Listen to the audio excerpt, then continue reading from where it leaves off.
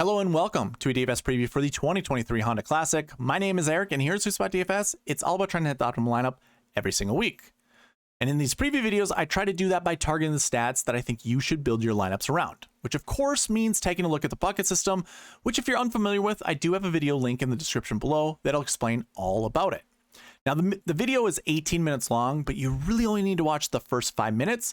So if you have time and you have no idea what the bucket system is, I highly encourage you to watch that video. Again, video link in the description below. But it's not only the bucket system that I'll be covering in this video. I'll be going over the tournament and golf course information, maybe give you a little bit of an idea of what type of golfer might do well at this course, just based off of the layout. We'll go over the pass optimal and GPP winning lineups to give you a sense of what kind of salaries you should put together in your lineup. Some salary structure, maybe we'll learn that from looking at these pass optimal GPP winning lineups. Only time will tell. We'll also review the Genesis Invitational to give you a good idea of how well the buckets did last week to give you confidence to check out the bucket system this week, which of course I will cover at the end of this video. But before we get into any of that, just a reminder of giveaways. Now, I'll run a giveaway after these reminders, but first, the reminders. 1, I'm running a weekly and monthly giveaway. They require the same participation. Be subscribed to this channel and comment on any of the videos that I post. You get 1 free entry per video that I post. Weekly giveaways are ran Mondays during the DFS previews, and monthly giveaways are also ran on Mondays, but of the next Monday, or of the Monday of the next month, put it that way, during that preview video. So what is it? It's February 20th. I will run this monthly giveaway on March 6th, just so you understand. I'll give you a whole other week to get entries in for the monthly giveaway. Now, the weekly giveaway, I give $5 away. So I'll be running that here shortly. The monthly giveaway is all based off of whether or not we hit the goal. And you can see the goal all the way over to the left. I'm at 490 out of 500 subscribers. If we reach 500 at the end of the month, I'm going to give away $50. If not, I'm going to give a t-shirt away with this logo on it. And by the way, Barry, as you can see on the screen, it says you owe me money. You really don't owe me money, but this is kind of going off our live chat. When I went live on the strategy video where you gave me, Steven Yeager and Luke List, who made the cut, which was great, but didn't help me win money. So, you obviously owe me money. Anyways, Barry, I still have yet to get that t-shirt out to you. I am so sorry. I will do that tomorrow. I'll make sure to get that out tomorrow. But anyways, monthly giveaway. I will provide a t-shirt with the Sweet Spot logo on it if we don't reach the goal. So hopefully we can get 10 new subscribers. Any new guys out there that want to subscribe, or if maybe you have friends or family members that you would like to add to the subscription count, hey, I appreciate all new followers, all new participants. Absolutely would love your time and attention. But yes, we will do a monthly giveaway for $50 if we reach the goal. If not, you get a t-shirt. Now I have another giveaway, but I call this more of like a rebate. Really, if you sign up on PrizePicks using the promo code SweetSpot and put at least $20 in your account, I'm going to give you your $20 back. There is a link in the description for that. Once you click that link, it'll send you to the sign up page and it'll already populate the promo code in there for you. So you don't even have to do that. It'll already do that just by clicking the link in the description below. Now, it does require you to put $20 in, and that is the minimum deposit that PrizePicks asks for.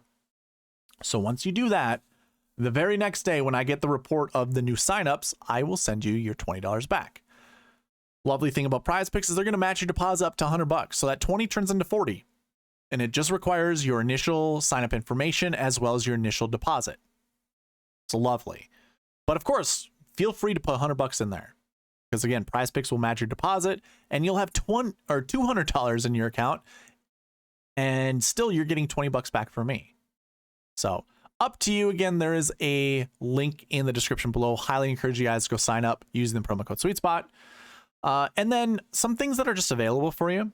I have a cheat sheet that I like to provide every single week. I have updated it for this tournament. There's a link in the description for that as well. If you click that link, it'll send you to this page. Now, when you're on this page, I just ask you to go to the file menu up at the top left, scroll down to make a copy, which you barely can see on the screen, but make a copy of this because it's the only way you can use the filters that I've provided.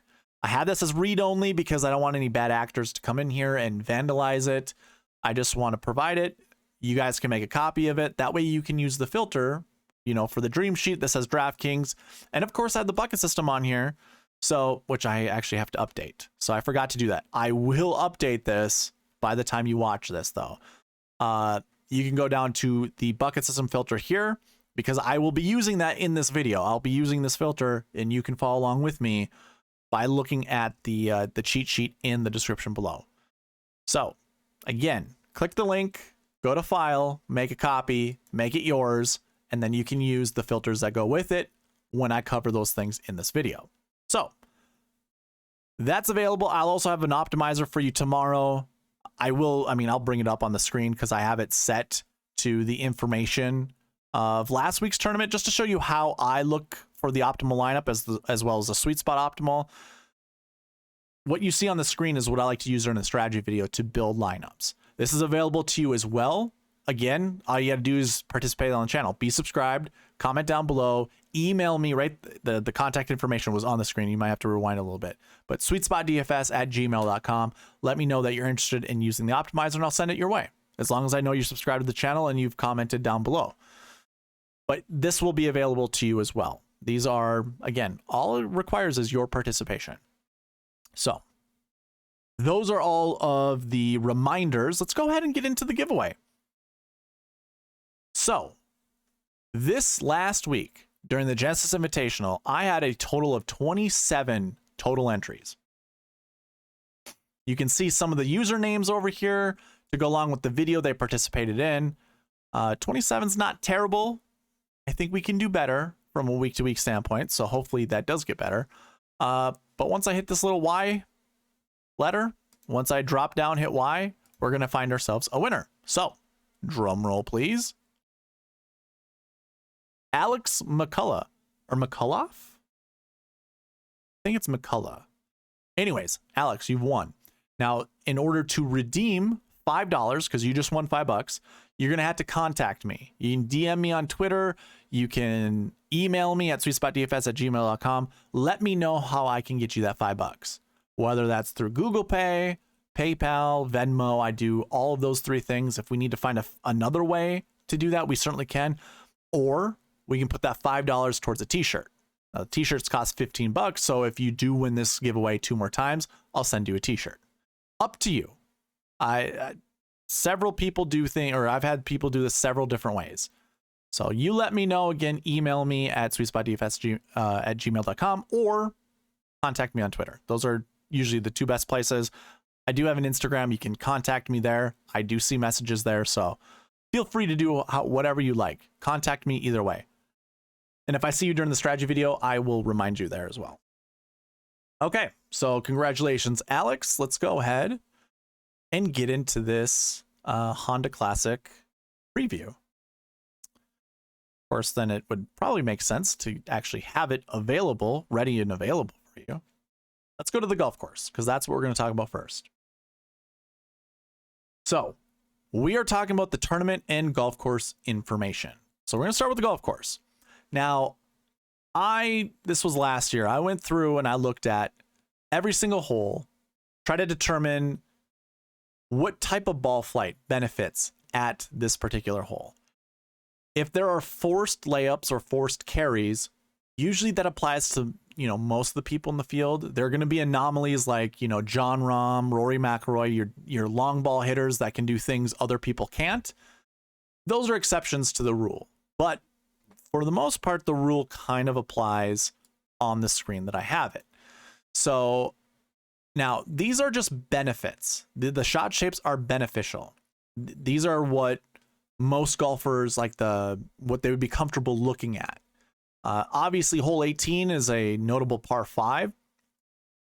You could hit any type of tee ball, but a draw is usually beneficial. You want to carry a bunker. Now it depends on how warm the temps are going to be at this tournament, where the wind's going to be blowing from, whether that will all dictate what type of shot off the tee is going to matter. So that's why I have it as any.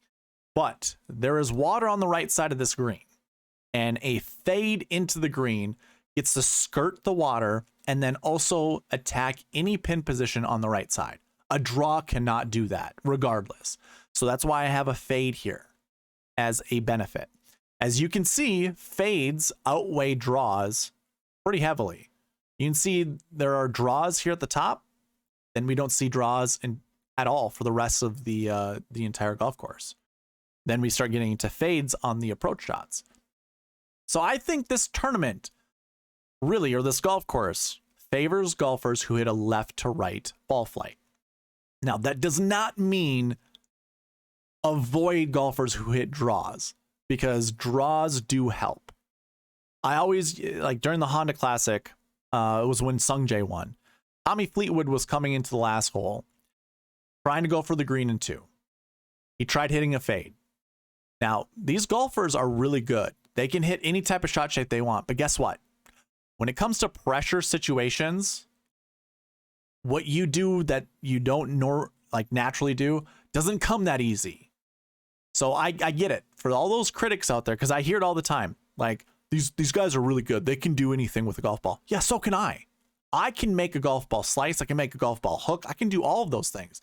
Can I do it in complete control at any given moment? No. I'd be on the PGA Tour. These guys are on the PGA Tour, but when they hit one type of shot shape for the entire round, and then they have to come to the last hole and try to do something they normally don't do, it doesn't come that easy. That's why like shot shape is one of those things that are widely talked about. So all the little data nerds out there, or people who don't think that really matters, it does. It does. So what I'm trying to say is, shot shape, again, this is a benefit. If a golfer that you're interested in has a fade, a left to right ball flight, because this is all by right-handed golfers, I think that better suits them at this type of golf course. Again, just to repeat myself, that doesn't mean avoid all golfers who draw the golf ball. That shouldn't be the case, because again, I think Tommy Fleetwood was in the optimal lineup like a couple years ago, 3 years ago, or whatever. We'll go over that once we get there. But I just want to provide a little bit of an idea of, if you kind of have a tie between two golfers, maybe I just figured out your tiebreaker. That's how I look at it, and that's how I think you should look at it. It is a par 70, by the way, 7,100 yards. I haven't really gone over that in the past, or this year, I should say. So and it's a hard golf course, by the way, very hard golf course. It'd be great if we can find golfers who are very consistent at shooting 1 or 2 under par. Maybe not one of those that are very streaky and shoot 6, 7, 8 under par here and there, and then 1 to 2 under, or even like 1 to 2 over every once in a while, and then follow up with another 8 under round. Like, I'm looking for like kind of slow and steady scorers. I think, because having that all rounds under 70 bonus is going to be really nice at this course, because I don't think birdies and bunches really happen. In fact, if we were to go to like past results, 10 under won the tournament last year, 12 the year before, 6 the year before that. You can see Fleetwood was right there. 9 under, 8 under, like, it's a very low scoring event. And low meaning not a lot of birdies. Like, if it's a high scoring event, that means lots of birdies are happening, but low scoring, not so much. So if there's a way to figure out which golfers do well at tough golf courses and who end up shooting, 1 or 2 under each round, boom, you've got your golf. Like, that's a really good golfer to build your lineups around, because having that 5-point bonus for getting all rounds under 70 will be very huge in any contest on DraftKings, because again, birdies are going to be hard to come by this week. So getting that extra 5 points for getting all rounds under 70, if you can, by the way, you can figure out, if you can find that information somewhere, whatever sites you guys use, whatever, that I think will be very beneficial for you this week. So that's kind of what I'm looking at. Golfers who are slow and steady, who hit a fade type of golf shot, kind of like, that's what I think is a very good fit for your DraftKings lineups. So do with that as you will. Now, when it comes to the tournament, there's going to be 144 golfers in this event. Obviously, the days are getting longer, so we can kind of stretch out how many golfers are in the field every week moving forward. I personally think they should still have like 132, but, you know, trying to get as many golfers in here as possible, I get it to some extent. So we're going to have 144. There are 4 spots open, by the way, because we're currently, there are only 140 that I have, that I got from DraftKings, I should say. So there will be 144. Keep in mind that those 4 golfers probably aren't really worth mentioning, and really probably aren't worth adding to the list. But of course I will. Just be cognizant of that. And also be cognizant of people withdrawing, because there are some golfers in this field like Lonto Griffin that withdrew last week. They're in this field this week. So be careful about that. We'll hopefully cover that in the strategy video tomorrow, which I'll be going at 8 p.m. Central Standard Time. Thinking about doing that earlier just to get that out to you guys sooner. How about this? You let me know if you're watching this currently. What would you prefer? 8 p.m. Central Standard Time or 6 p.m. Central Standard Time? You let me know. I might put a poll out there, so be on the lookout for that. That'd be on Twitter, or not on Twitter, on YouTube. And maybe I'll just go with the majority. Either way, you'll see it. I'll put a reminder out there. I'll, say the broadcast will start, at whatever time I decide. But you guys can influence that. You let me know what works best for you, 6 p.m. or 8 p.m. Central Standard Time. Anyways, 144 golfers. I imagine if there are any withdrawals, they're going to fill those spots with alternates. So I think it's going to be 144. It's going to be stuck at that. 158 strength of field.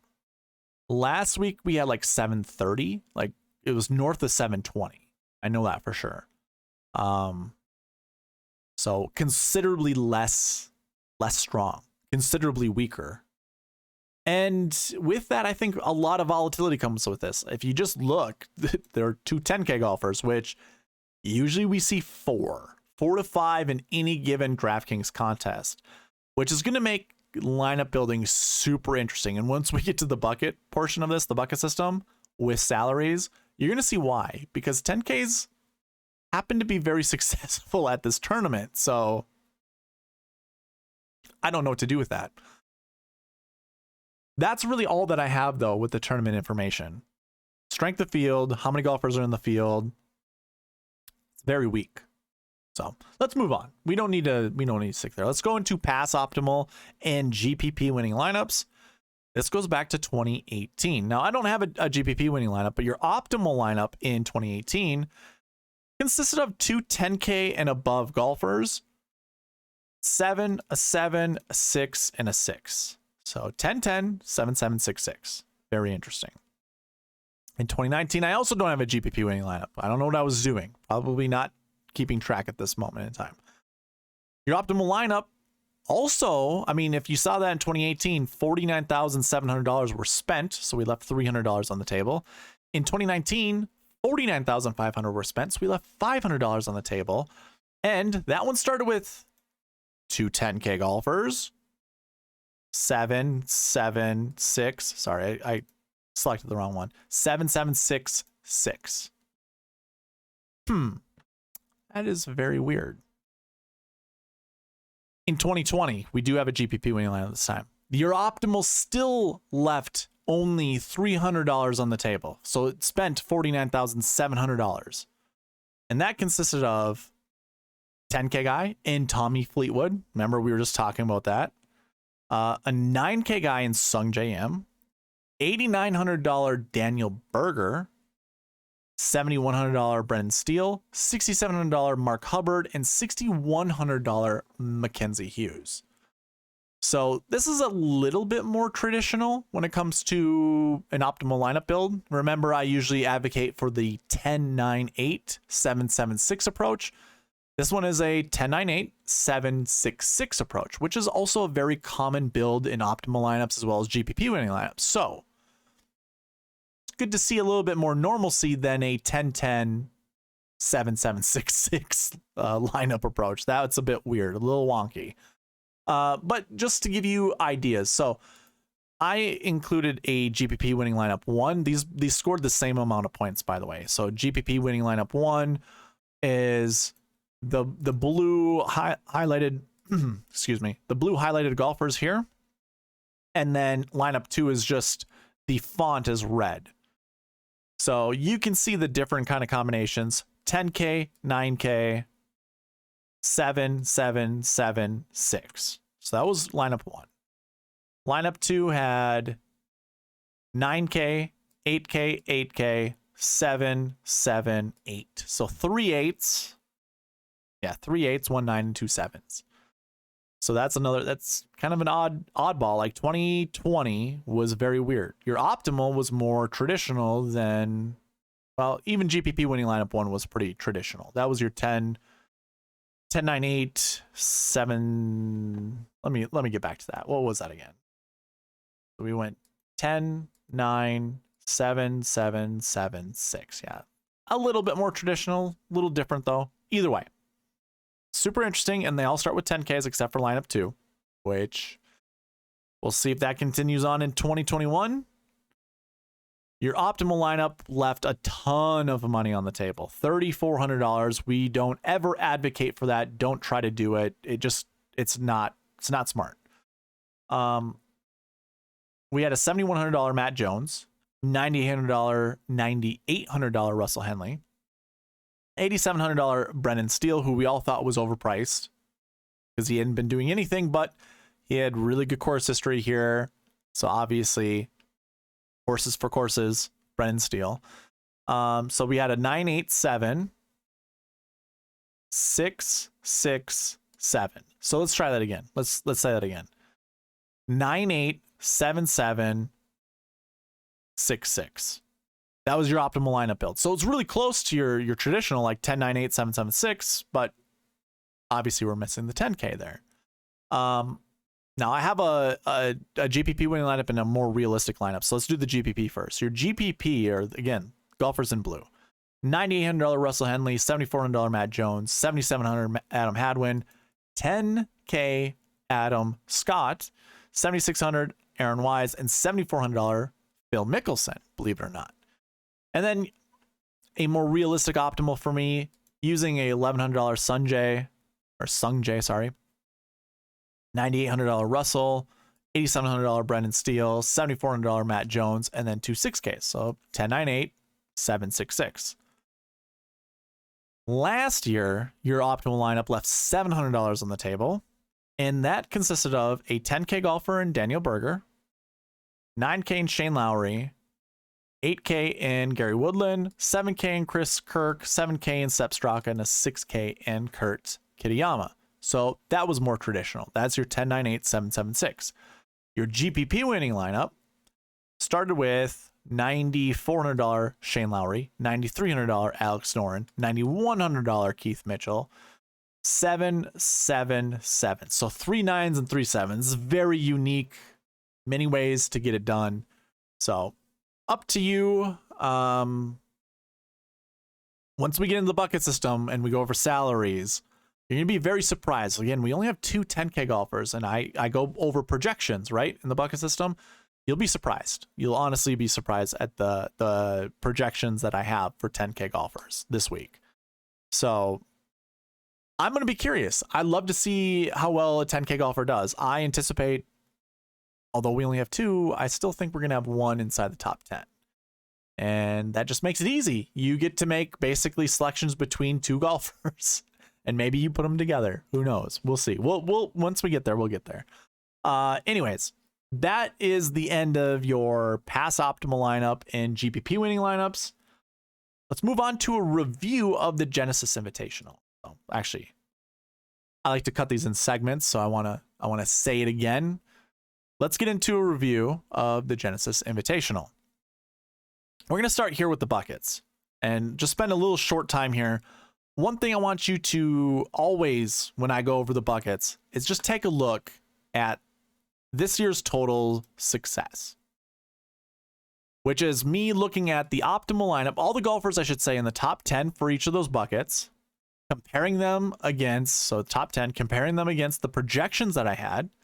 If the the amount of golfers inside the top 10 fall outside on either end of the projection, then I look at the optimal lineup. And if the optimal lineup, the amount of golfers in the optimal lineup from that bucket do fit inside the projection, then it's a success. Otherwise, if those two pieces of criteria do not match up, it's a failure.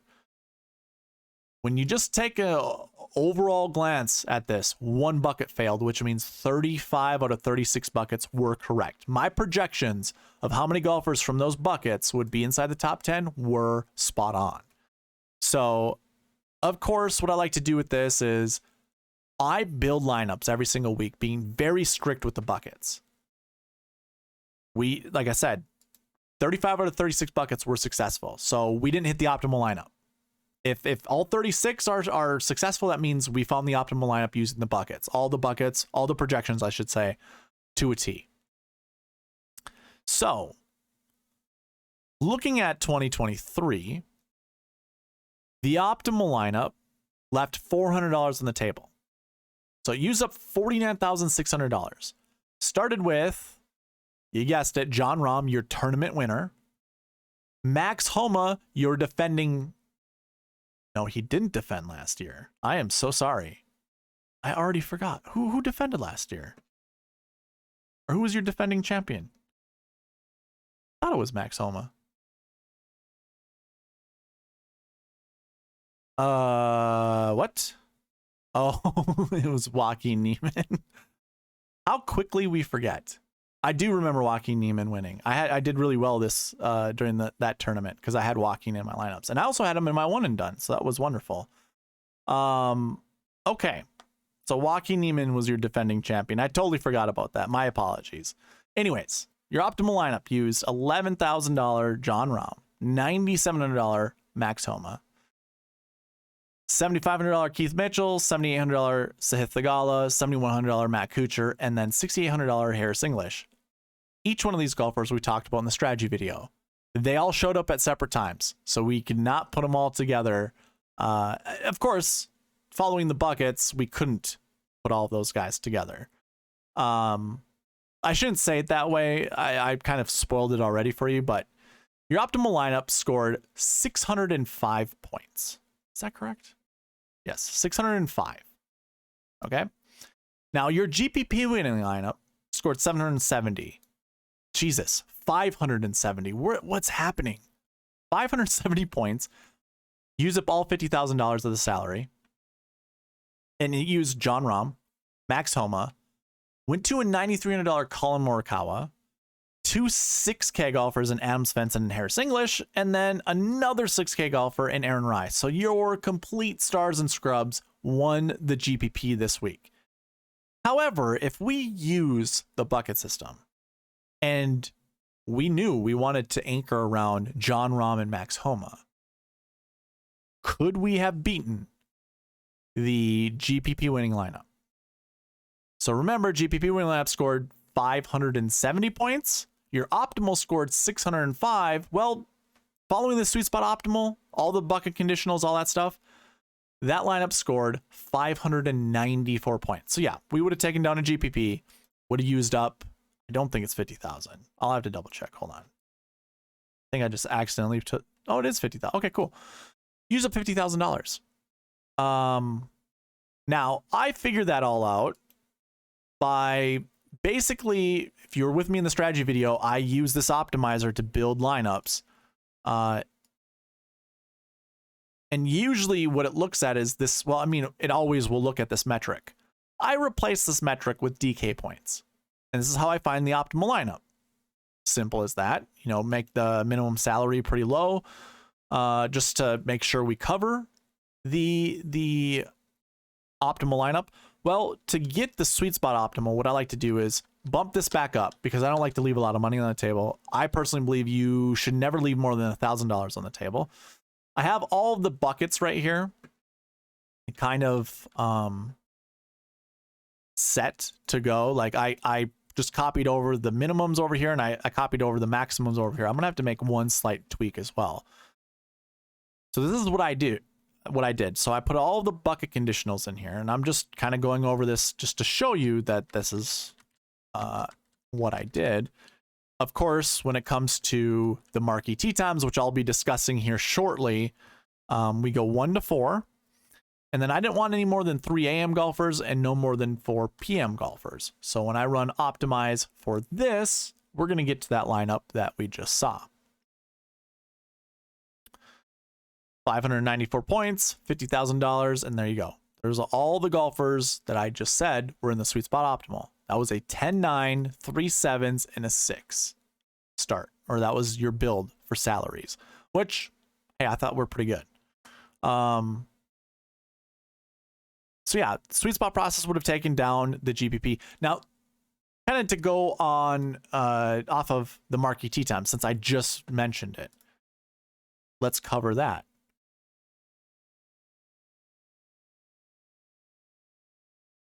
My apologies. Let me put a filter on this, and I'm going to sort by group rank. So basically, every single week in all the strategy videos I cover, or I should say, in the strategy videos, I cover the marquee tee times, which is basically adding up the sweet spot ranks and rank ordering them lowest to highest for the cumulative score of sweet spot rank. So Jon Rahm, Patrick Cantlay, and Viktor Hovland were in group 1. That was your best group. Those are the greatest golfers based off of my sweet spot model. Then it was Xander Schauffele, Max Homa, Tom Kim. Here are the rules. Pick anywhere between 2 to 4 golfers, usually, every single week. I can't remember why we went with 1 to 4. Can't remember.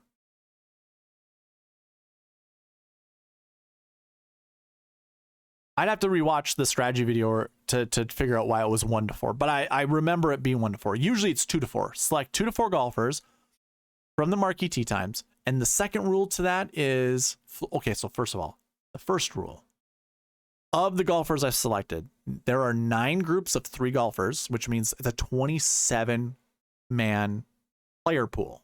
That's basically how you have to look at it. There's 27 golfers in this player pool, and you want to select somewhere between 2 to 4 of those golfers. Now, the second piece to that is don't select more than 1 golfer from a group. So as you can see, Jon Rahm, Patrick Cantlay, and Viktor Hovland were in group 1. Here's what I'm getting at. Rahm was in the optimal lineup. Cantlay finished 3rd. He wasn't in the optimal lineup. And that had a lot to do with salary structure, but very rarely do we see multiple golfers from a group in the optimal lineup and also in the GPP winning lineup. So I have all the markings to show you whether it was a GPP winning lineup golfer or a sweet spot optimal. Sweet spot optimal are these green colored salaries. So you can even come down here to Matt Kuchar. He was your 3rd guy you could put in your sweet spot optimal. Your actual optimal lineup had Jon Rahm and Max Homa. Those 2 golfers were also in the GPP winning lineup that also included Colin Morikawa. So you see they're all in different groups. And that's kind of what I like to follow every single week. Now, it's only because I've analyzed this over the last 2 years is why I've come up with the rules. That's the only reason why. I'm a firm believer that golfers can piggyback off each other. They draft, quote unquote draft. So if a golfer is playing well, more often than not, that actually boosts the other golfers in the group. And the same can be said is when a golfer's playing really bad, like say he's shanking a golf ball or whatever, that's also infectious, and that will also, or it has the opportunity to influence the golfers in the group to play worse. Put it that way. Because again, it's infectious, whether you're playing good or you're playing bad. So yes, you could have golfers from the same group in the optimal lineup, in the GPP winning lineup. Obviously, if you went Rahm Cantlay, it's probably a good start. You know, obviously he doesn't follow sweet spot process, so that's why it's not included. But it's pretty good. Now, Max Homa finished 2nd. You know, he scored 15 more points than Patrick Cantlay. So you did want to go from Rahm to Homa, which means you couldn't put Cantlay in your lineup. And that's what's lovely about making choices when playing DraftKings, when creating your lineups. So hopefully all that makes sense. Sweet spot process 100% on point this last week. Again, we would have taken down a GPP. We were 11 points behind the optimal lineup, but we were 24 points above the GPP winning lineup. So yeah, all we needed to do was start with Rahm and Homa. Now, now I have to actually get back to Barry on this one. Barry. And it's not just Barry's fault. It's not Barry's fault at all. I'll just put it that way. It's not, I'm giving him crap. This last week, I built all of my lineups on stream and placed them into DraftKings. There's an issue with that. And the issue is I'm using your guys' selected golfers to put in there. What do you guys know? I'm kidding. I'm giving you crap. Here's what I'm going to do in the next strategy video. By the way, hold on. I was going to say, by the way, we're done with the review video, but I'll kind of close it off at the end after I cover this. Here's what I've normally done in the past, and I've been very successful when creating lineups here. What I like to do is grab someone in the 10K range. So say John Rahm. And then what I'll do is use the optimizer to put a Rahm Schauffele lineup together, Xander lineup together, a Rahm Homa lineup together, a Rahm Finau lineup together, and I go down the list of the 9Ks. So there were 7 9K golfers. Now, Cantlay is in the same group as Rahm, so I wouldn't put them together. But basically, this is how I would start my lineups, is start with Rahm and then pair him up with each 9K golfer not in his group, in his playing group on Thursday, Friday. Then I do that same thing with Scheffler. And I do that same thing with Rory, and I do the same thing with Justin Thomas. And I usually create about 5, well, it's like 3 lineups per golfer. Because as you can tell, you're only building like 20 some lineups. Because there's what, 5, there's 4 10K golfers, and I already forgot how many 9Ks. 7. And you can't build lineups with some of these guys together because they're in the same group. So 28 would be your max, but it's probably like 24. Well, I build 100 lineups. So what I like to do is go, okay, let's build 5 John Rahm Xander lineups, 5 John Rahm Max Homa lineups, 5 John Rahm Tony Finau lineups, and I go that way. So that will get me up to 100 different lineups. I'm going to start doing that again. I haven't been doing it this year, and I was very successful last year, and I can't. 3 weeks ago, I had a pretty good week. Last week, not so much, and the week before that, not so much. And I was very aggressive with my lineup builds, which means if I would have hit, I would have won all the money. But I'm not the type of person that really needs to hit with all my lineups. I just need to hit with one. I've been kind of getting away from that. So that's what I'm going to do moving forward, especially with the Honda Classic, which is funny again, because we have 2 10K golfers. So maybe I'll need to do like, well, I don't know how many 9K golfers there are, but I might need to do like 6 or 7 different lineups with starting with 2 guys, you know, like going Sung Jae in one. I mean, like, let me pull up. You know what? We'll get there. Just wait. Hopefully you understand what I'm talking about. And I'll also talk about that in the strategy video. But this concludes the review of the Genesis Invitational, which again, sweet spot process. It wasn't 100% perfect, but it still took down a GPP, or it would have if we just selected Homa and Rahm as our guys. So there you have it. Okay. Now we can get into the bucket system. And just to kind of carry on without what I was just talking about. So with that lineup construction that I'm thinking about doing, you have Sung Jae and Shane Lowry as your 10K golfers. We have 8 different 9K golfers. Now, depending on the tee times and the marquee tee times, will really determine how many different lineups you can build. But with Sung Jae, you obviously include him and each guy in the 9K range. That's 8 golfers. Again, if Sung Jae is not paired up with one of these 8 golfers, that means there are 8 different lineups we can create. That same is going to be said for Shane Lowry. So 8 and 8, that's 16. Now I can't make 10 golfers each, 10 different lineups with each combination, because that'd be 160 golfers or 160 lineups. So I'm probably still cut that down to 5. Honestly, that's 80. So 16 times 5 would be 80. So maybe, I don't know, I'll figure it out. Maybe I'll go 7 and 6 or something similar to that. But I like doing it that way. It gives me enough variety Hopefully it'll get us on the right 7 and 6K golfers and maybe in the right 8K golfers. We'll see. And of course, then I'll also do some non-10K golfers, but I'm certainly not going to do that same combo with how many 9K golfers we have and how many 8K golfers we have. We have, what, 10 8K golfers? So that's already, you know, just creating one combination of each of those, like one 9K with each 8K golfer, and you do that for every 9K golfer, you would have 80 different lineups that way. So anyways, let's move on. I just wanted to add that little piece after ending the review of the Genesis Invitational. All right. Here's the bulk of the video. It's going to be the bucket system. I will cut these up into smaller segments. The purpose of the bucket system is to find different ways to build our lineups. You can't just select 6 of the same stat. You know, you can't. Here, I'll even prove it to you. Like, if we went to 2020 and somebody was telling you, hey, recent form is the best indicator of success heading into a tournament. Okay, let's put that to the test. I have recent form dating back the last 7 weeks. That's 2 months worth of data. I wouldn't go back an amount of rounds. I would go back only a time frame because golf is psychological. I don't care what you did 60 rounds worth of data when your 60th round was half a year ago. Don't care. I also don't care if 24 rounds, your 24th round was 6 months ago. I want to just know what happened in the last 2 months. So with that being said, last 7 weeks covers that for me. And we go top down. Joaquin Niemann was your best golfer coming in with recent form. He missed the cut. So right away, if you're just like, yep, I'm starting with Joaquin Niemann doing it that way, and maybe not. Maybe you're just like, nah, I'm going to be contrarian and go with Louis Oosthuizen. He finished 30th. He was not in the optimal lineup. He was not even in the GPP winning lineup.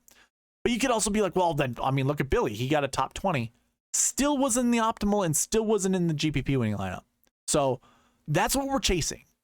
Optimal lineup first, and if we miss it, hopefully we hit the GPP. I mean, it's just a fun way to say it, but yeah. We could probably skip Satoshi and Garrick Higo as well as Ryan Armour. They're in 6 and 7Ks. Can't ignore these guys, but then of course, then we finally get to Keith Mitchell. But wait, there was Sung Jae right underneath that at 11K. He missed the cut. Probably wouldn't go with Grayson Sig. Cam Young seems like a great choice, $8,600. He only got 16th, still not in the GPP winning or optimal lineup. So what? We've just went through 11 golfers, and I could even go down to Brian Harmon and say 12 golfers.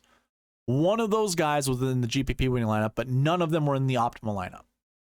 So how do you figure out which golfers to avoid and which golfers to choose if recent form was your best indicator? Because now we just get into a big like pile of golfers. I mean, like Berger and Sepp Straka were in the optimal lineup together, 1st and 4th.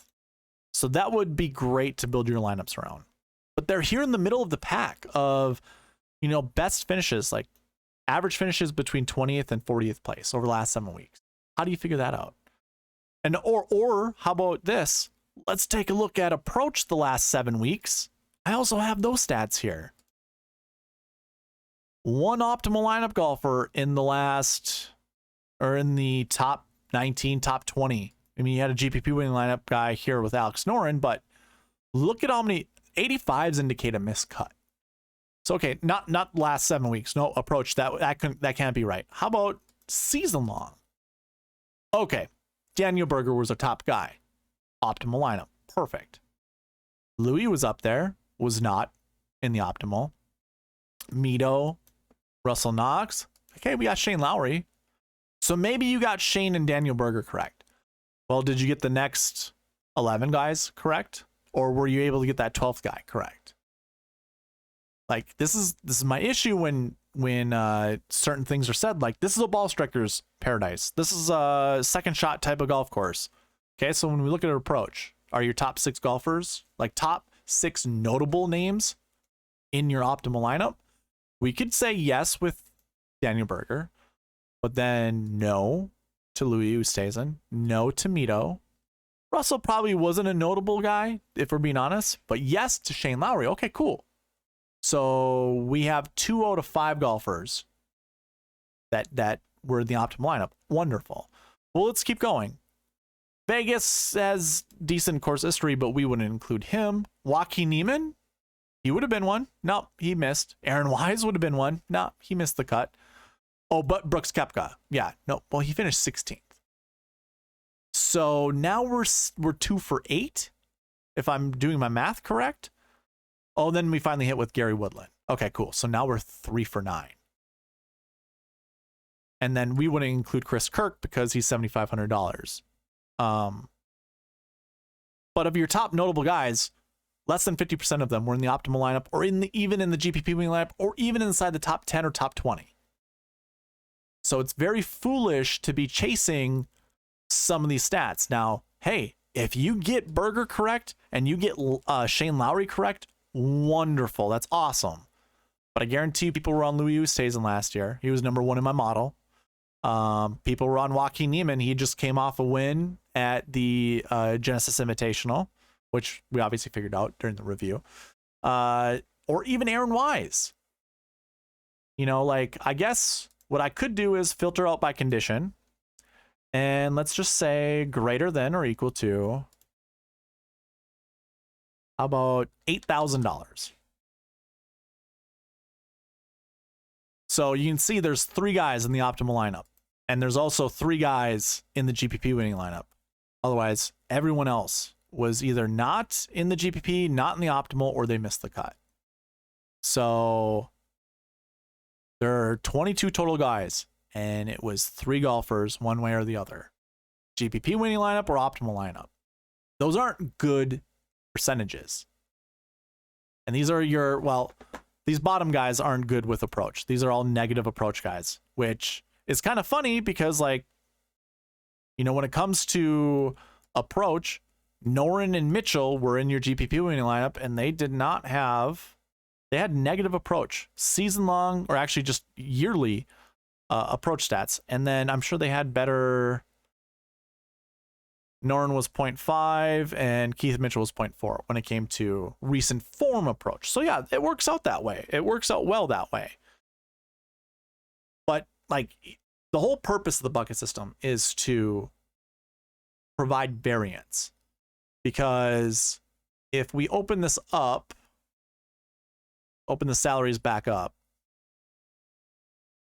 and sort by top-down position, Kurt Kitayama was a negative approach player. Now, granted, everyone else was positive approach, so that's wonderful, but there's nothing in here telling us the answers about, hey, you want to select the best approach players, or nothing's even saying select the medium approach players.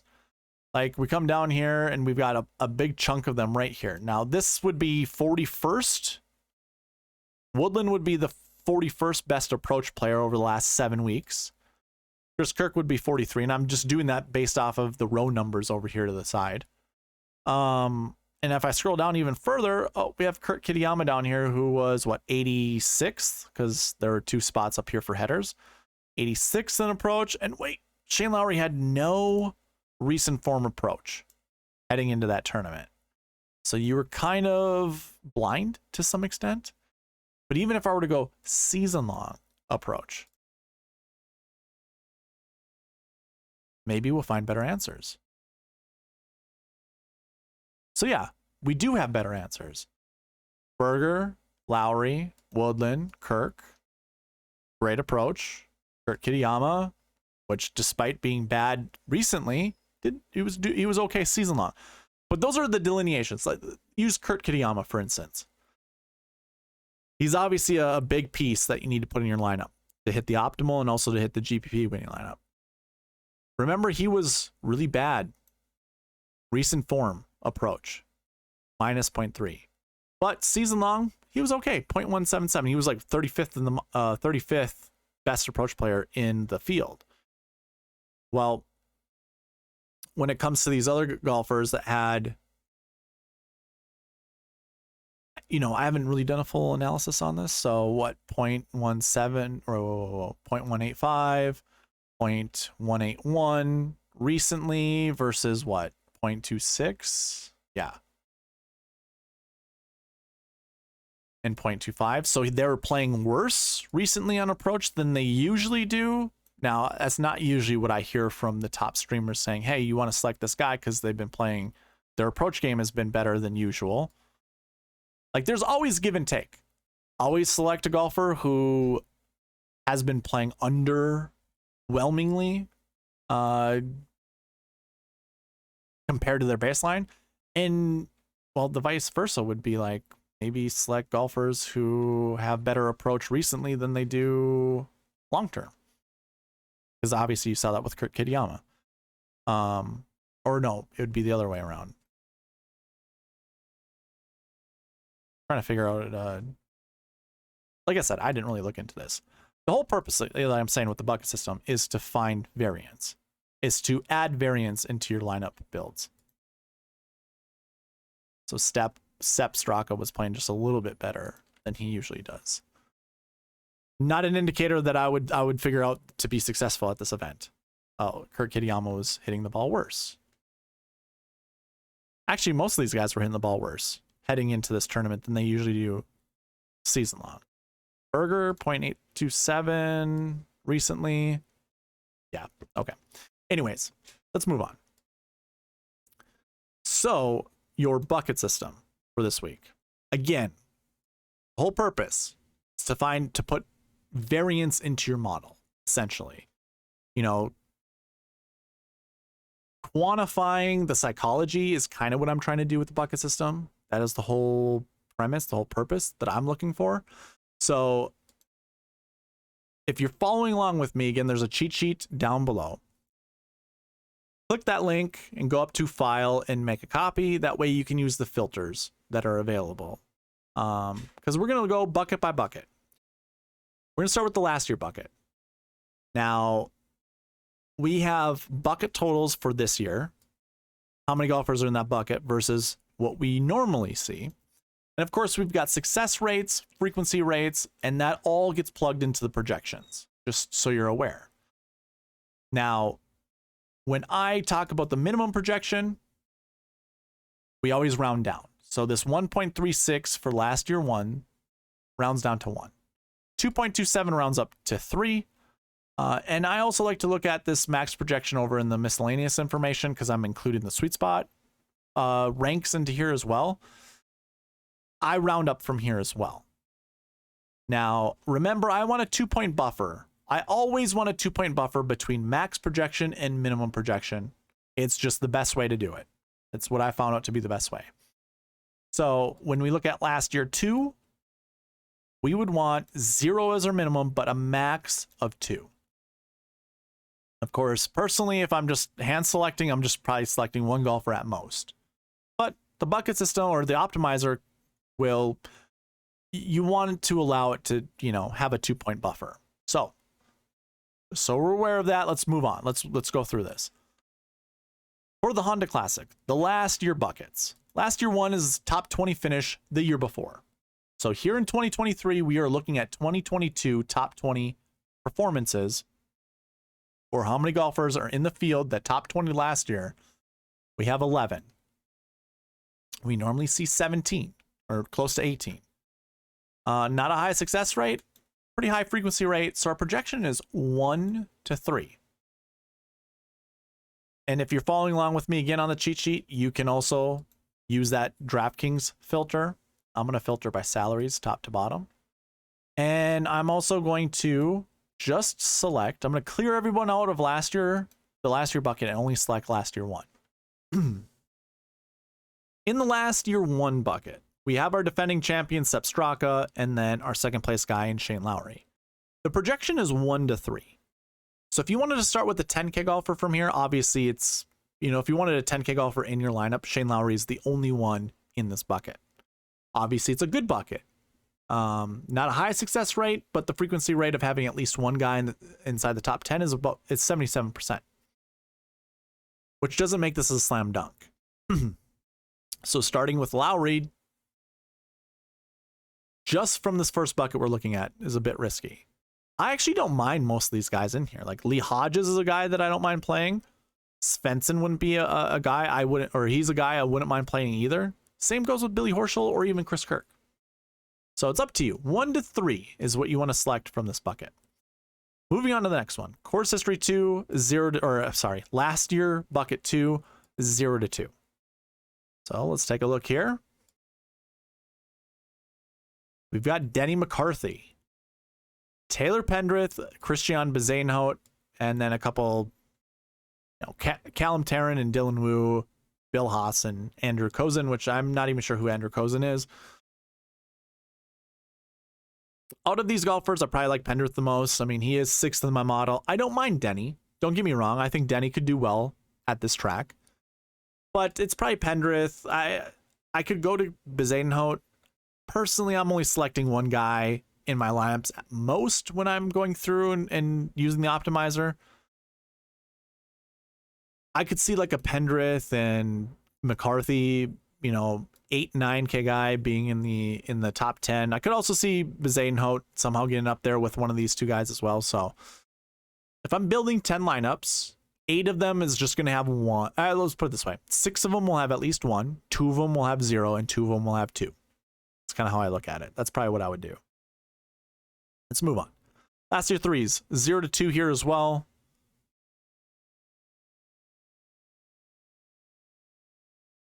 And we have JT Poston, Johnny Vegas, Steven Yeager, who's Barry's boy last week.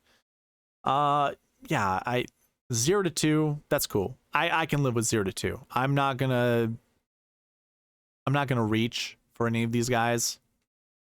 If the optimizer selects them, all the better. But I really have nothing to say. I don't mind Vegas. I don't mind JT Poston. Davis Riley actually intrigues me because this is a Bermuda golf course, quote unquote Bermuda golf course. And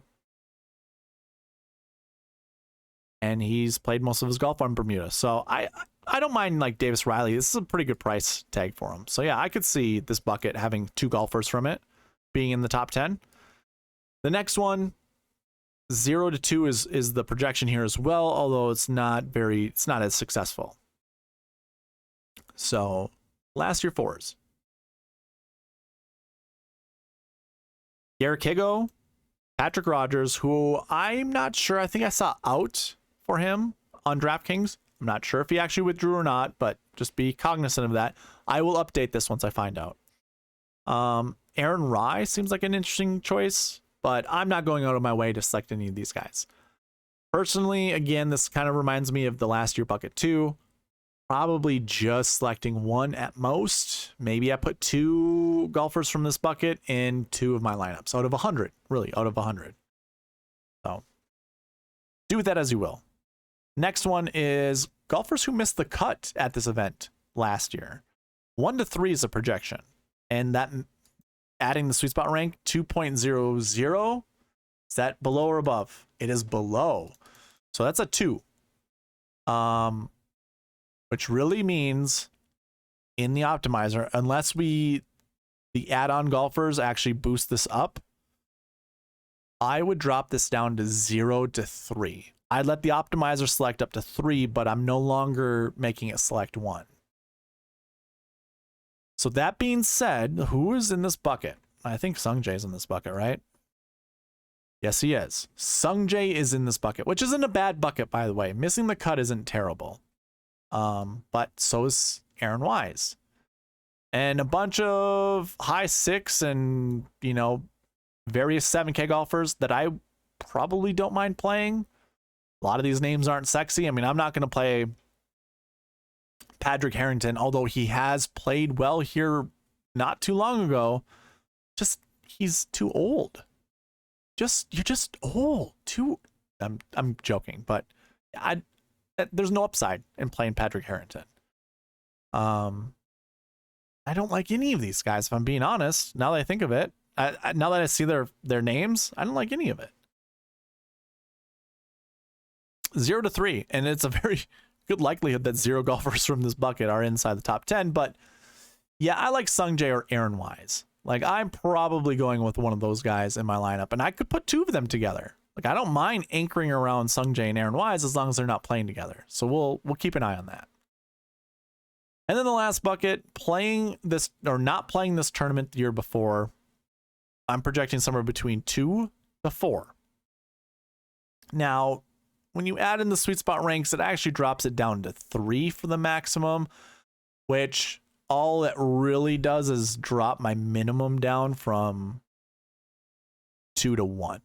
So my minimum projection, because this one is lower, this max projection is lower than 3, the 2-point buffer makes it a 1. My minimum projection is 1. Max is 4.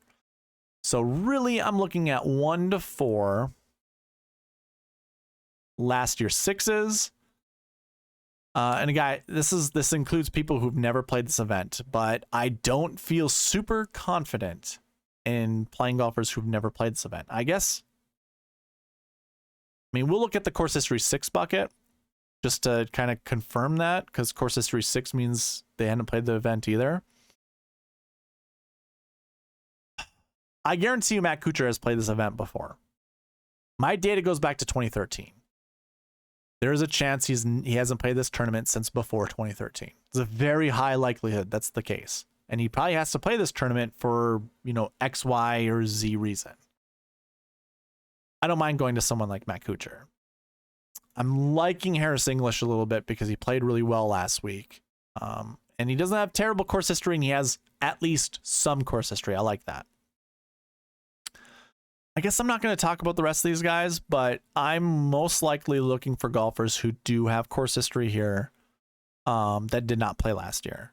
That's kind of what I'd be eyeing up. But again, I'll let the optimizer make the selections for me. Again, buckets during the Genesis Invitational were 35 out of 36 correct. I haven't seen it lower than 32, I think. Actually, no. The beginning of the year, we didn't have all the buckets available to us. Once it's opened up to 36, we haven't seen anything lower than 33. So I'm pretty confident using the optimizer as well as the bucket system. 1 to 4 is what we want to select from here. And we got a ton of 7K golfers and above. Ben Griffin is by far my favorite golfer from this group, but I guarantee he's going to be everyone's favorite golfer from this group. Just kind of a heads up with Ben Griffin. Let me lock this in.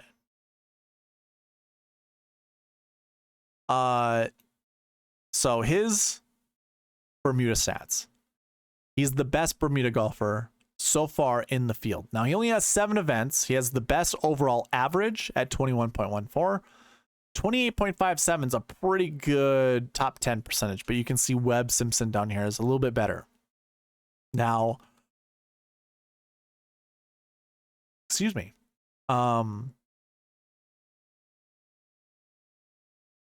Ben Griffin hasn't played, he hasn't finished worse than 60th place on the PGA Tour on Bermuda tracks.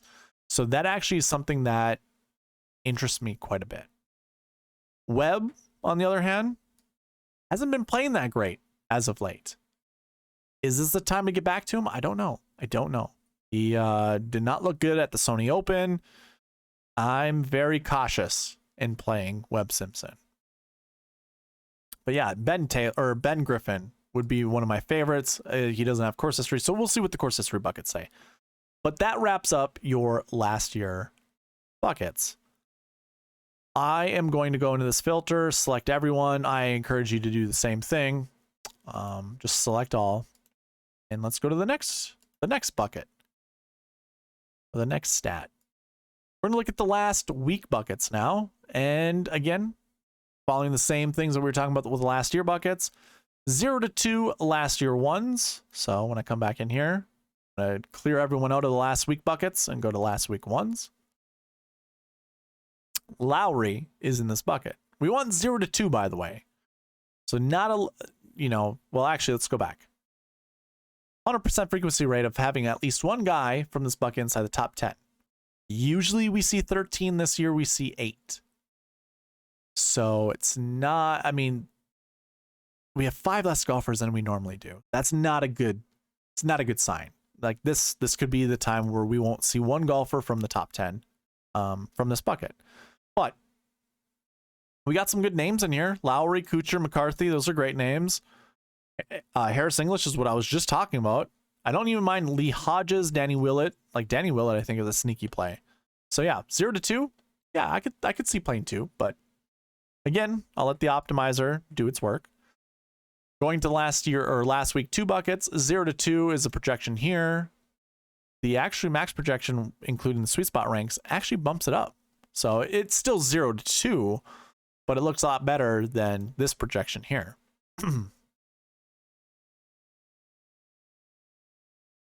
So last week 2s, we have Thomas Dietrich in here, Steven Yeager, Aaron Rai, some really good young players, honestly. Really good young players. I don't mind playing any of them, but I would probably only just do a max of 1. That's how comfortable I feel with this. I thought Dietrich played here last year. Could be wrong. That is a negative Ghost Rider. Okay. Just double checking. I always want to double check. So anyways, yeah, 0 to 2. I like Dietrich. I don't mind Yeager. I don't mind Rai. Justin Suh actually is kind of interesting. SH Kim, I don't mind either. And then I probably stay away from these guys. And Barry, I'm also looking at you with Kevin Tway. What did he do last week? Did he miss the cut? I bet you he missed the cut. Oh, wait, whoa. We're in the last week too. That means he was between 20th and 40th place. Duh. Okay.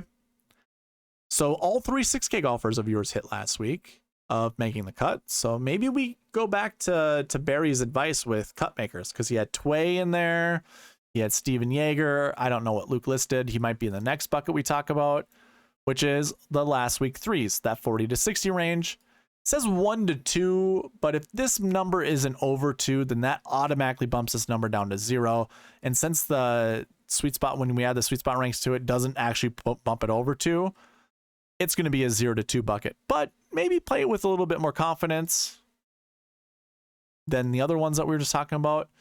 And this one has Sung Jae in it to go along with Johnny Vegas, Sepp Straka, Adrian Moronk, Christian Bezainhout, Ben Taylor. Those are all really good names. I don't mind playing any of those guys. The other ones, I don't know. Matthias Schwab, I think, yeah, he finished 7th here last year. So he's an interesting play.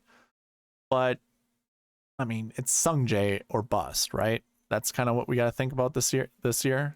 It's kind of interesting that him and Sepp Straka are in the same bucket, who is the defending champion of this tournament. So I don't know. I do like Sung Jae. And if it's not Sung Jae, I don't mind playing Vegas. I don't mind playing Bezainhout. That's probably it. Next bucket, last week 4s at 60 to 80 range. 1 golfer's in here. I think we're just going to skip it. 0 to 1 is going to be the projection. I guess let's just look really quick. Who is it? Is it Luke List? I hope it's Luke List. JB Holmes. Yeah, okay. Pass. Hard pass. The next one, missed cut at the Genesis Invitational. This is 1 to 2 as well, but of course, because this is an over 2, we bump it down to 0. So 0 to 2 will be this projection, but feel comfortable selecting 1. We got Billy Horschel, Alex Noren, JT Poston. Again, Patrick Rogers might actually be out. He might have withdrawn. Lanto might also withdraw because he's been dealing with issues as well. 0 to 2 is a perfect projection because I don't like, none of these guys scream confidence to me. But of course, this is a weak strength of field, so maybe no one screams confidence, period. So, I don't know. We'll see. And then the last bucket, I'm projecting somewhere between 2 to 5. Max projection is 4 when it includes the sweet spot rank, so that would drop it down to 2 for the minimum. Well, the minimum's already 2. So 2 to 5, last week 6s. There's 92 golfers in this bucket. We are not going to talk about most of them. Starts with Chris Kirk, Minwoo Lee is here, Aaron Wise, Taylor Pendrith. Those are good names. Davis Riley, we already talked about earlier. I like that. Actually don't mind Will Gordon. He's a Southeast boy. He plays on these Bermuda courses. Again, Davis Riley is also one of these Bermuda type of golfers. I like Benny Ann as well at this event. So pick your poison. 2 to 5. Ooh, Akshay Bhatia is down here as well. Okay. Interesting. All right, let's move on. I'm not gonna sit here and talk about more of these guys. Moving into our course history buckets. Course history 1, 0 to 1. But of course, 2-point buffer means 0 to 2. We have 2 golfers in that bucket. Curious to know who these ones are. Lee Hodges and Matthias Schwab. Well, I wouldn't mind playing either of them, but I'm going to cap this as at 1. I'm certainly not. Yeah, their top 20 finishes last year were their first times playing the event. So that's why.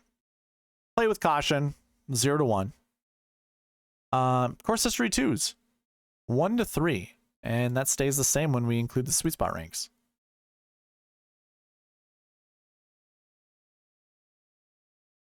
Sung Jae, Shane Lowry, Taylor Pendrith. Yeah, all golfers I like. Golfers I do not mind playing whatsoever.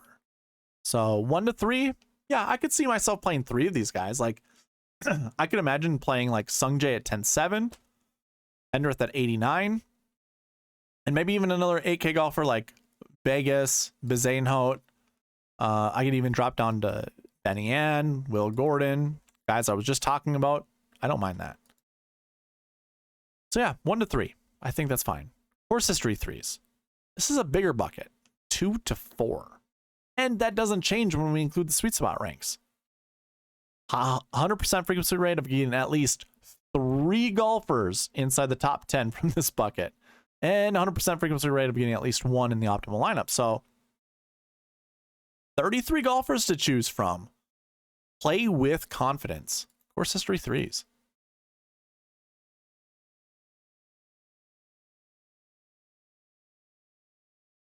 Interesting. Okay. It's led by Chris Kirk, salary leaderboard.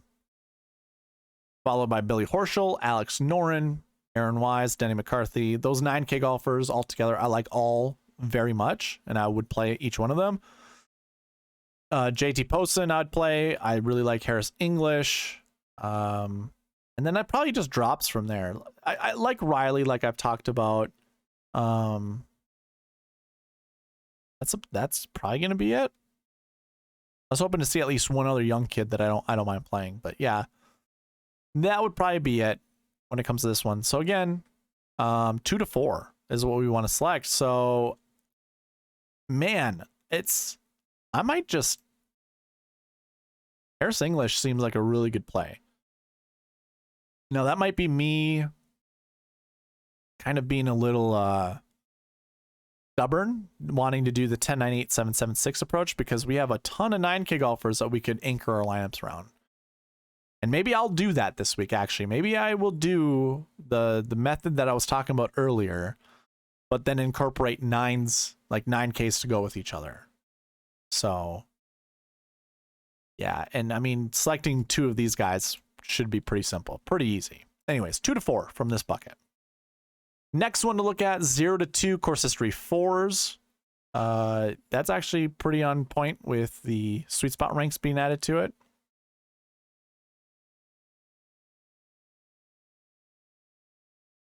But no one really worth talking about.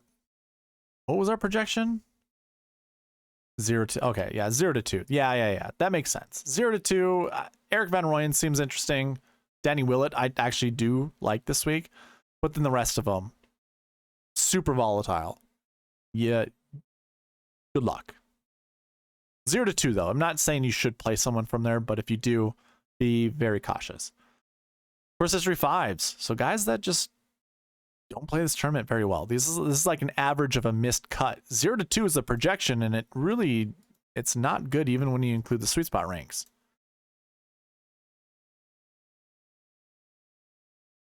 And it starts with Nick Hardy, which I like.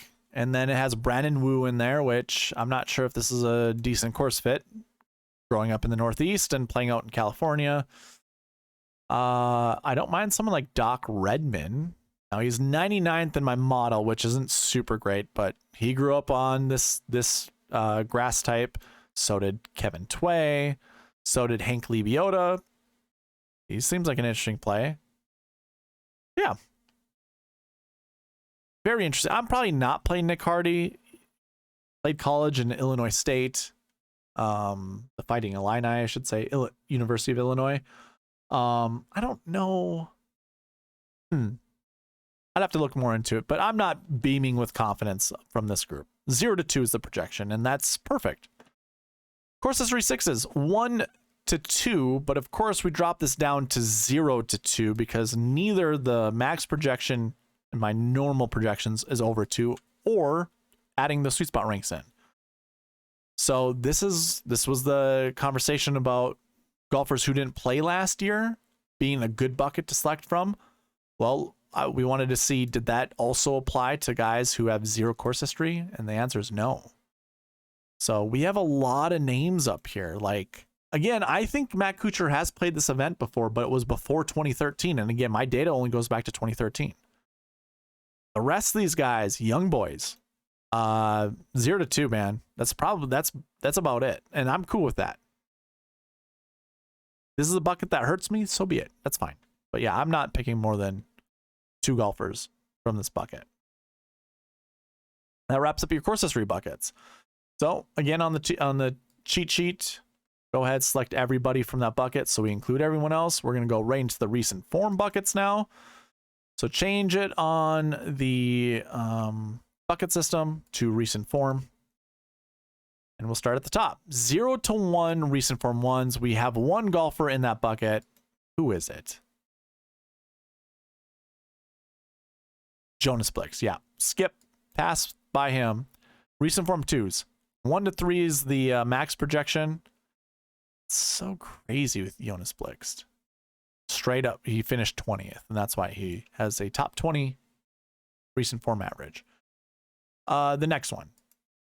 1 to 3, I believe. That was what the projection was. Yep, and it stays the same even when we include the sweet spot ranks. Sung Jae's here. Chris Kirk. Matt Kuchar. Denny McCarthy. Thomas Dietrich. 1 to 3. I could see playing 3 of these guys because I really like Benny Ann. I really like Ben Griffin. Really like Sung Jae this week. I could play Kirk. I could play Kuchar. I could play McCarthy. I also really like Thomas Dietrich. So I have myself an issue when it comes to selecting golfers from this bucket. It seems pretty easy if you were not to play Sung Jae because you could pair any of these guys up pretty easily. Pretty easily. Like you could go like a Dietrich or McCarthy, Dietrich, and Ben Griffin. Or perhaps maybe you do 10K and then you have 2 7Ks down here, Griffin and Benny Ann.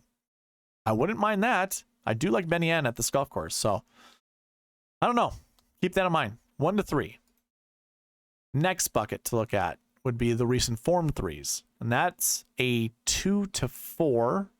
But this max projection, when we include sweet spot ranks, goes to 3. This drops my minimum to 1. So 1 to 4.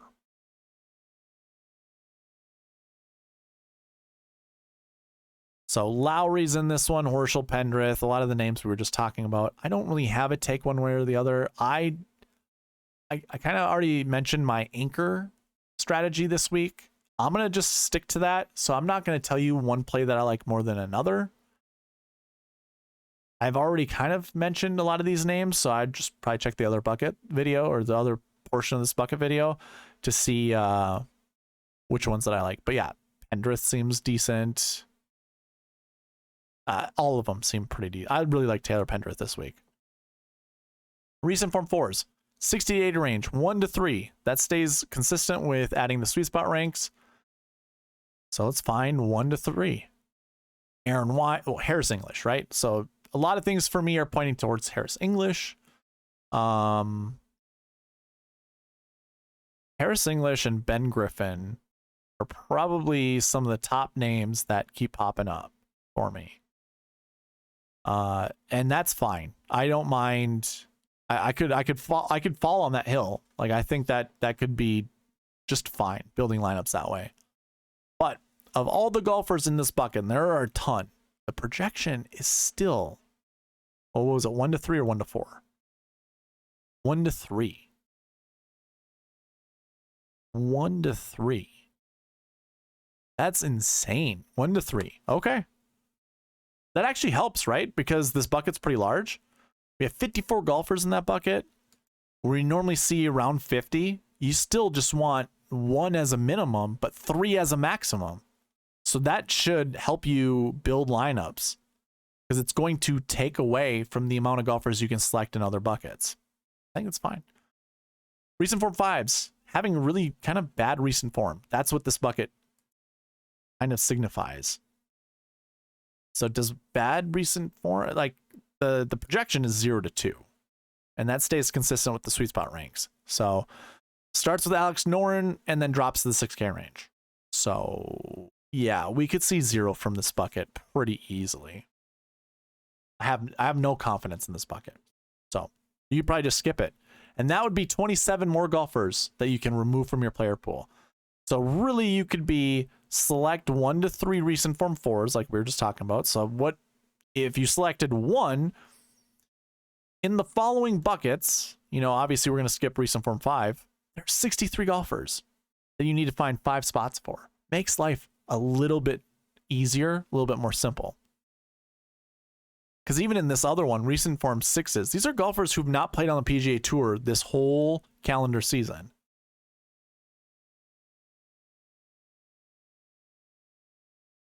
And that includes Minwoo Lee, Patrick Harrington, Akshay Bhatia, Pearson Coody. So Pearson Coody I actually like. He's been playing really good golf, I think either on the Korn Ferry Tour or I don't remember, he's still in college, but I've been listening to PGA Tour radio and his name gets called or he gets talked about a lot. So as a young golfer, I don't mind someone like Pearson Coody. I also don't mind someone like Akshay Bhatia. Probably staying away. I'll put him some lineups, but he's 21 years old.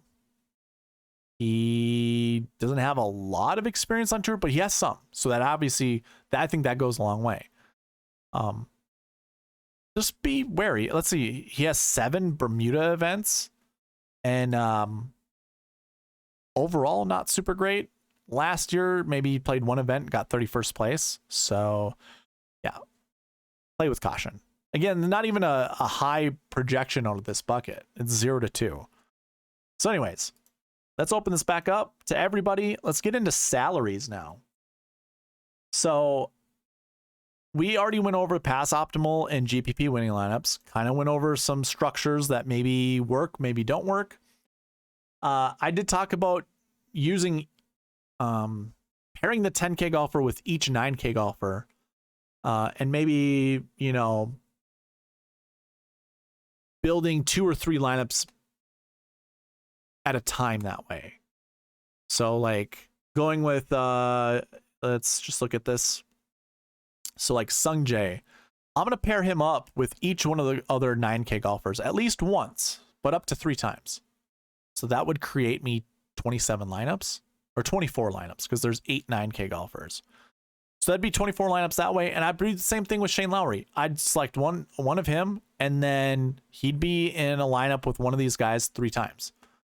So that would cover, you know, 48 lineups for me. I think, right? 24 and 24. Yeah. 48. Could do it 4 times, could do it 5 times. But I think what then I would do, maybe I do it 4 times. I just like the number 4. 4 is better than 3. Yeah, so if I did that way, then that's 30, that's 64 lineups. Yeah, I could do that. So yeah, I would pair Sung Jae and Billy Horschel 4 times together. Sung Jae and Alex Noren 4 times together. Same goes with Minwoo Lee. Same goes with Kuchar, Wise, McCarthy, Dietrich. Perfect. That's fine. And I do the same thing with Shane Lowry. Maybe I do that 3 times because I'm not super sold on Shane Lowry this week. But I'll have some exposure. And then I'll probably just open the rest up to starting in the 9K range. Maybe pairing 2 or 3 of these guys together, going with like some of these 8K golfers. I don't know. This week seems like a wild week to build lineups. I kind of did cover, like, okay, let's go through kind of the rundown. 0 to 2 10K golfers. Now, this is what I was talking about earlier in the video. It might surprise you what the projection is. There are only 2 golfers in the 10K range. So 0 to 2, meaning they're both live. Putting them together might work.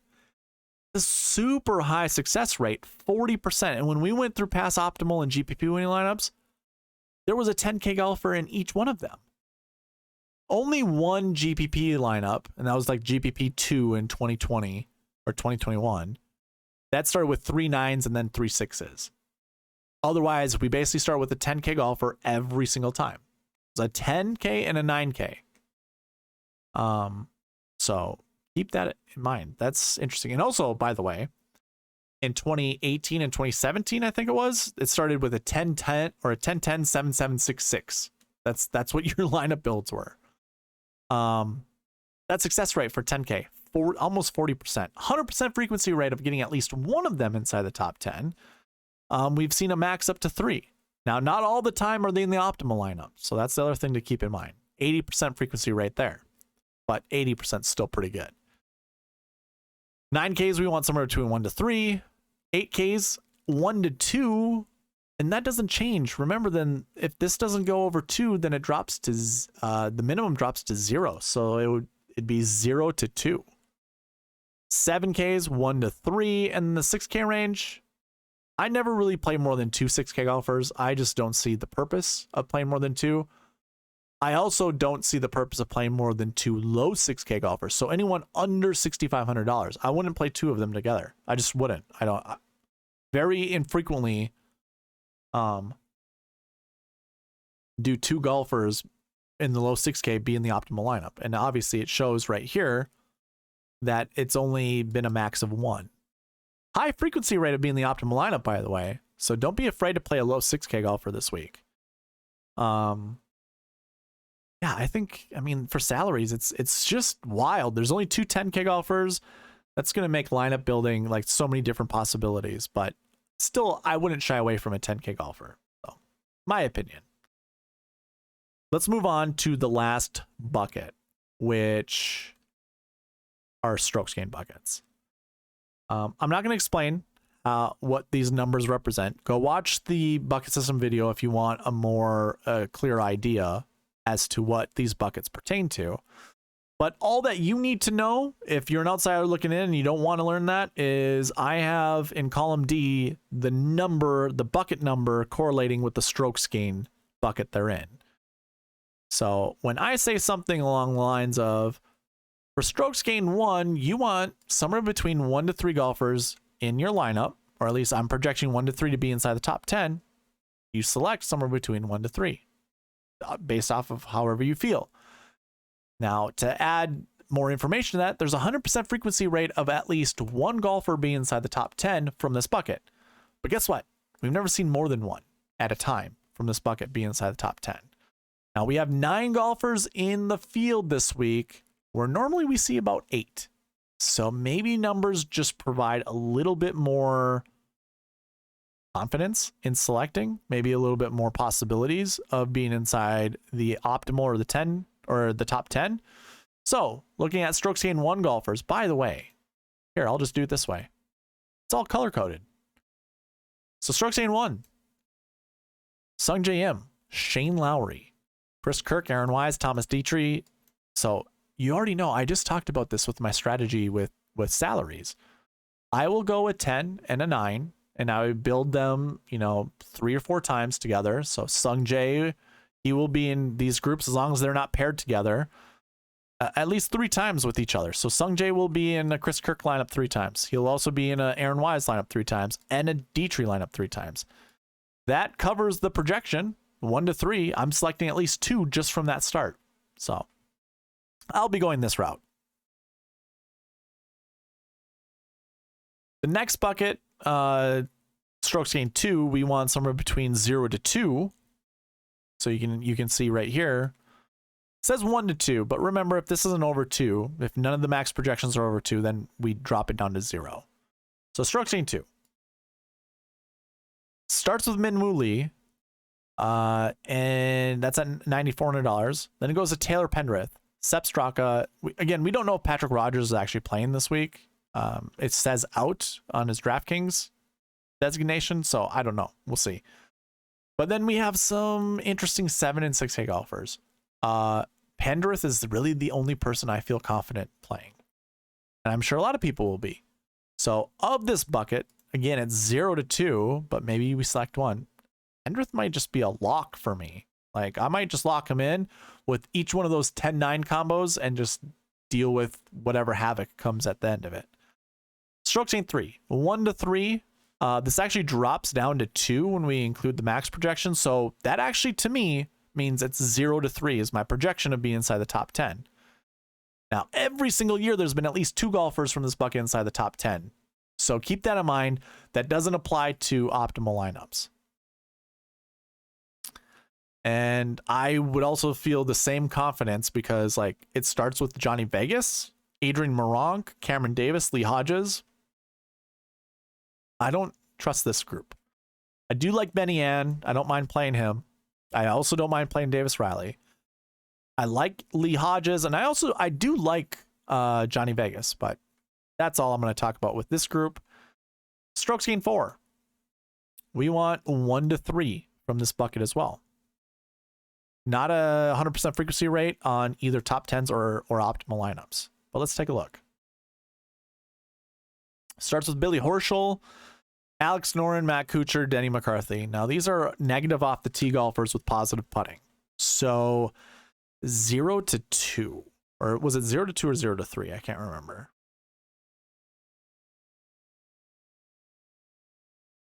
No, it's 1 to 3. 1 to 3. Okay. That makes me feel more confident in playing someone like Harris English, like I was already talking about. Him, Jaeger, Willett. I like Ben Griffin. Okay, so already how I'm looking at this because I think it just works out. So Ben Griffin, pair him up with, say, Benny Ann. I like that so far. Taylor Pendrith, Sung Jae, maybe even Dietrich. I don't mind starting this way. Sung Jae, Dietrich, or even Wise. So what would that look like? 10, 7, 9K, 8,900. That's pretty expensive. 7,600. And then we come down to Ben Griffin. So that's 4 golfers selected. And I have, oh, that's 5 golfers selected. Sad news. I'm showing $44,000 spent, meaning we can't fit another golfer in. Yeah, that's sad. Bummer. I really wanted that to work out. Maybe we just don't go with Sung Jae. Maybe instead go Aaron Wise, Thomas Dietrich, Taylor Pendrith, Benny Ann, Ben Griffin, and now we have $7,400 to play with. And we could add Danny Willett to the mix. I don't mind something like that. I also don't mind like SH Kim, Ben Taylor. Yeah, then it's slim pickings. Oh, Davis Riley. There we go. We've talked about Davis Riley enough. We got our lineup. This one's winning all the money. Perfect. Okay. So anyways, we just went over our strokes gained 4. That was 1 to 3. Strokes gained 5 is 0 to 2. That doesn't change even when we include the sweet spot ranks. Starts with Garrett Higo at 8,000. Then it just drops down. Webb Simpson is in this bucket. Don't feel super confident with that, but yeah, not terrible. And then Cody Pearson, or Pearson Cootie, I should say. Pearson Cootie. Again, talked about him. He's the only golfer in that strokes gained 6 bucket so far.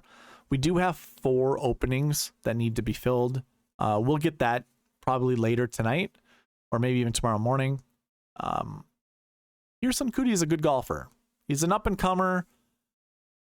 I know he's played a few events on tour, but actually, I don't even know if he's actually played a few events on tour. I thought maybe he played as like an amateur at Augusta or an amateur at the US Open. I'm not sure exactly, but he's been making splashes collegiately and I believe on the Korn Ferry Tour. So keep your eye on him. If you want to have, out of 100 lineups, put him in like 2 or 3 of them, by all means, go for it, because I think it's a decent play. But that is going to wrap up the buckets. We just went through all of them, all 6 stat categories, all 36 buckets. The Honda Class, or the Honda Classic is going to be very interesting this week. 2 10K golfers. That makes lineup building pretty.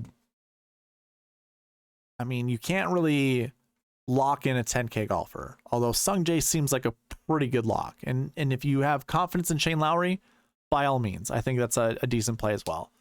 But with 8 9K golfers and 10 8K golfers, it seems like starting there and building your lineups out that way probably going to be the smartest thing to do. So we shall see what I want to do. I still probably going to play Sung Jae in about 20-25% of my lineups. Same goes with Shane Lowry. And then with the remaining 50%, probably just starting in the 9K range. And you know me, I usually like to start 10Ks. So it's going to be an interesting week. I do have a strategy video tomorrow. Just be aware. Let me pull this down. Strategy video. Again, I'm polling you guys. What would you rather me go live at? 6 p.m. Central Standard Time or 8 p.m. Central Standard Time? It's up to you. Whatever works best for you works best for me. Because 8 p.m. a lot of times I'm just sitting there twiddling my thumbs like, okay, ready to go, but I have it set at 8. I will also add this piece. There has only been 1 week, and that was the AT&T Pebble Beach Pro-Am, I believe. Where was it that one or was the week after? It was the WM Phoenix Open. I had to wait for tee times to come out. And they came out right when I was getting to the marquee tee time segment. And so I updated them on the fly. Now, I'm not going to do that this week because the PGA Tour is, well, first of all, I won't be doing that any upcoming week. I can't do it on the fly anymore because PGA Tour has some weird, like, there's this weirdness that goes with copying data from their website. So I can't really copy the tee times over very clearly, or very easily, I should say. So I'm going to wait till the tee times come out because the marquee tee times are a big part of the Sweet Spot process. So either way, you can leave your opinion down below. Should I start at 6 p.m. Central Standard Time or should I start at 8 p.m. Central Standard Time? With tee times being the only variance as to what I choose. So if tee times come out early tomorrow and I update the spreadsheet to accommodate that, I will be ready to go by 6. So it's up to you. You let me know, 6 p.m. or 8 p.m. So I'll look forward to seeing that. I also might put a poll on YouTube with that just to see how you guys feel about that. But yeah, those are my updates. Just reminders of giveaways. If you want a chance to win $5 or $50, be subscribed and comment down below. Any of the videos I post this week, you get 1 free entry per video. So I'm rewarding those that participate on the channel. Also, if you're not yet signed up on PrizePicks, there's a link in the description below. You click that link, you sign up on PrizePicks using the promo code SweetSpot and put $20 in your account. I will give you $20 back. Plus PrizePicks will actually match your deposit up to $100. So you can put $100 in there. They'll give you another 100 and you'll get 20 from me. Just all around good deal, or play it for free. Put $20 in, get 20 back from me, and they'll give you an additional 20. So you'll have $40 for free just by using the promo code SweetSpot. So again, link in the description for that. And of course, hopefully you're following along with me on the cheat sheet. Tomorrow I'll have the optimizer ready. So it'll be available. So if you want that, be subscribed, comment down below, email me at sweetspotdfs@gmail.com. and let me know you're interested in it, and I'll send it your way. But that's all that I have for this preview. So thank you for watching. Please leave a like, comment, subscribe, all that good stuff, and I'll see you in the next one. Okay, bye.